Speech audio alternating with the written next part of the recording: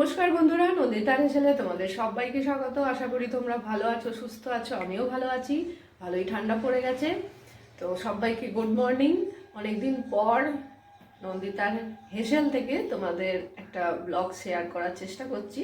Blog মানে ওই রান্নাবান্না ছাড়া আমার কাছে কিছুই সেরকম কন্টেন্ট নেই। রান্নাবান্না যা যা আজকে করব সেগুলোই তোমাদের সাথে শেয়ার করব। বেসিক্যালি আজকে ভেজই করব, কদিন ধরে আমাদের ভেজই চলছে। এখানে রান্নাবান্নার মোটামুটি জোগাড়জাত শুরু করে দিয়েছি।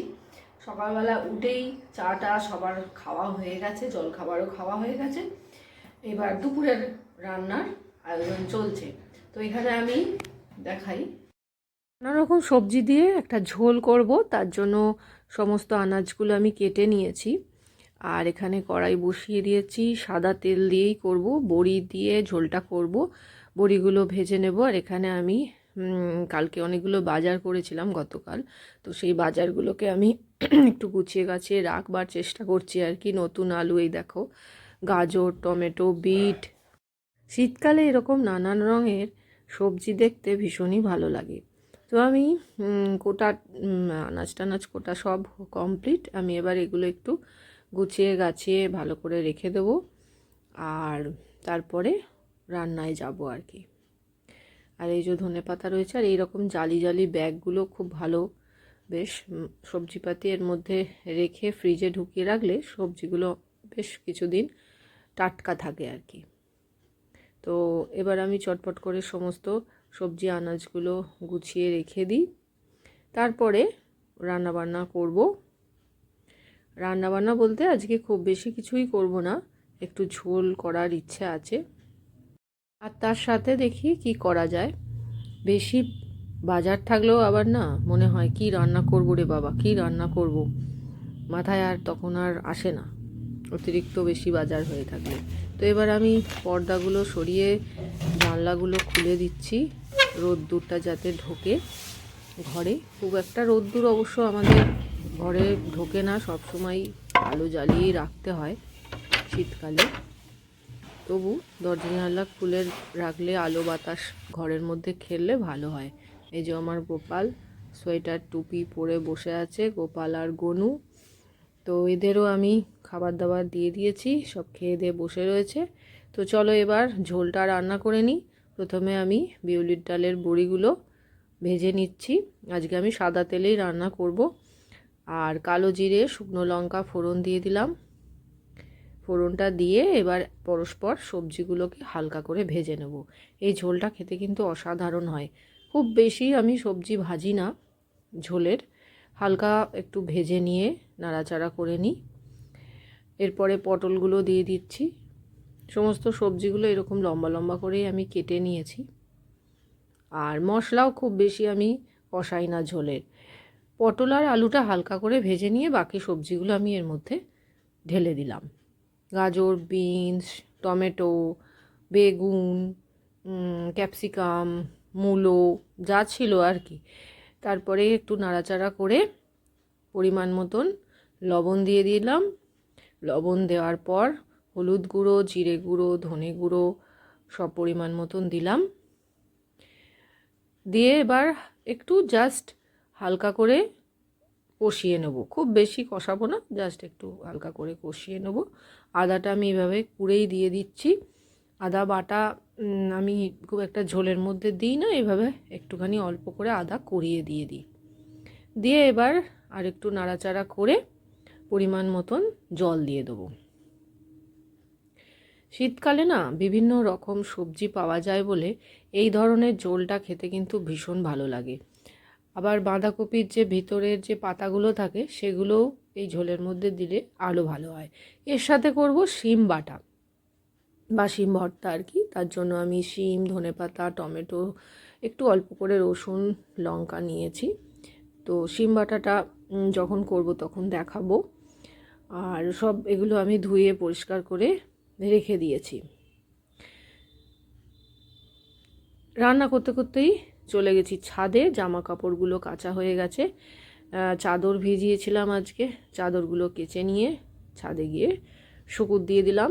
তারপরে আবার রান্নাঘরে চলে এসেছি। এবার ঝোলটা আমার ওদিকে চাপানো আছে আর একটা বার্নারে। আর এই বার্নারটায় আমি শিমটাকে অল্প করে জল দিয়ে একটু ভাপিয়ে নেব প্রথমে।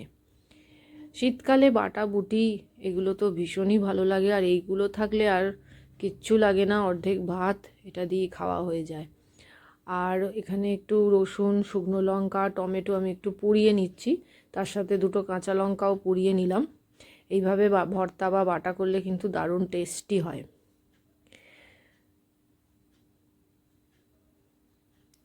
তো এদিকে এগুলো পুড়িয়ে নেওয়ার পর দেখো শিমগুলো আমার ভাপানো হয়ে গেছে। এবার আমি তুলে নেব। তুলে এটাকে একটু ঠান্ডা করে নিতে হবে। তারপর এটাকে আমি মিক্সিতে পেস্ট করব। শিম বাটা, কপি পাতা বাটা, তারপরে এরম ধরনের যে বাটার আইটেমগুলো হয় সেগুলো একটু হালকা ভাপিয়ে নিলে ভালো হয়। এইবারে আমি কড়াইতে সর্ষের তেল দিয়ে দিচ্ছি। সর্ষের তেলটা দিয়ে দিয়েছি কারণ আমি ভিন্ডি কাসুন্দি করব। ভিন্ডিটা প্রথমে আমি এরকম লম্বা লম্বা করে কেটে নিয়েছি। তারপরে আমি সর্ষের তেলে দিয়ে দিলাম অল্প করে হলুদ আর লবণ দিয়ে প্রথমে ভেজে নিচ্ছি ভিন্ডিটা। এভাবে একটু ভেজে নেব। ভিন্ডি তো ভাজতে ভাজতেই নরম হয়ে যায়।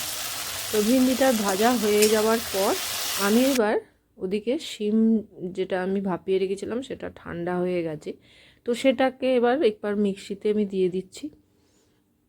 অবশ্যই ঠান্ডা করে বাটতে হবে, নাহলে কিন্তু মিক্সার গ্রাইন্ডার বাস্ট করতে পারে। এবার ওর সাথে রসুন, শুকনো লঙ্কা, কাঁচা লঙ্কা যেগুলো পুড়িয়েছিলাম, টমেটো সব একসাথে দিয়ে দিচ্ছি। দিয়ে একটু পেস্ট করে নেবো। আর একটু কালো জিরে দিয়ে দিলাম।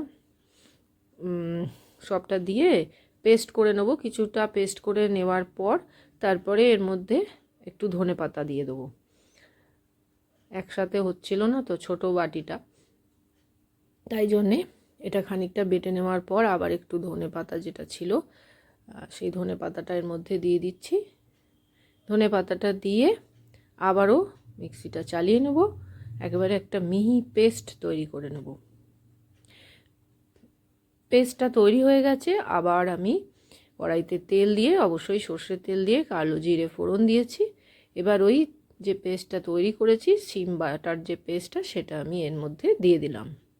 এবার এর মধ্যে সামান্য একটু হলুদ আর পরিমাণ মতন লবণ আর অল্প একটু চিনি দিয়ে এই বাটাটাকে সমানে নেড়ে যেতে হবে। গ্যাসের আঁচটা লো টু মিডিয়ামে রেখে একদম শুকনো করে নিতে হবে।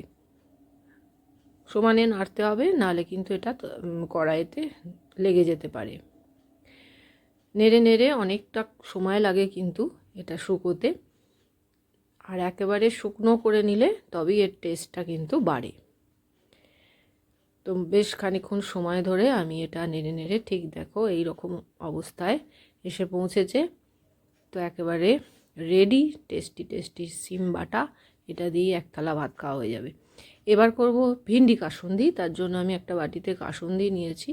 তো এর মধ্যে আমি একটু লবণ, হলুদ গুঁড়ো আর কাশ্মীরি রেড চিলি পাউডার গুঁড়ো মিশিয়েছিলাম। ভিডিওটা অফ হয়ে যাওয়াতে দেখাতে পারিনি। এবার এখানে আমি